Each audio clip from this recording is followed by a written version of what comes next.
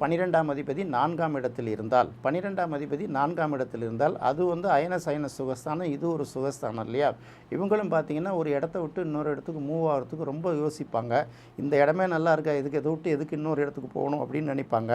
நிறைய பேருக்கு பார்த்தீங்கன்னா சொத்துக்களை சில பேர் வந்து விரயம் பண்ணிட்டு போயிடுவாங்க அப்படின்னு சொல்கிறாங்கல்ல. குந்தி தின்றால் குன்றும் வந்து கரைஞ்சி போயிடும் அப்படிம்பாங்கல்ல. இவங்க வந்து பார்த்தாங்க வேலை வாய்ப்பு அது இது என்னதான் சொத்து இருந்தால் கூட வேலை வாய்ப்பு நம்ம ஒரு தொழில் செய்யணும் அப்படிங்கிற எண்ணம் இல்லாமல் உட்காந்தே கூடுமான வரைக்கும் செல்வத்தை கரைக்கிறவர்களாக இருப்பாங்கல்ல, அவர்களுக்கு வந்து இந்த மாதிரி மாட்டிக்குது. இவங்க என்ன பண்ணலான்னு கேட்டிங்கன்னா, கூடுமான வரைக்கும் என்ன தான் வசதி வாய்ப்புகள் இருந்தால் கூட இருக்கிற இடத்த விட்டு வெளியூருக்கு போகிறதுக்கு முயற்சி பண்ணாங்கன்னா இவர்களுக்கு வந்து ஒரு நல்ல நிலையை கொடுக்கும். இன்னும் சொல்லப்போனால் 4ஆம் இடம் வந்து வித்தை ஸ்தானம்ங்கிறாங்க, 12ஆம் இடம்ங்கிறது வந்து வெளிநாடு காலை கூட குறிக்கலாம்ல. இந்த மாதிரி உள்ளவர்கள் வந்து நாட்டிய பயிற்சி இந்த மாதிரி சில விஷயங்களை வந்து பண்ணிக்கலாம்.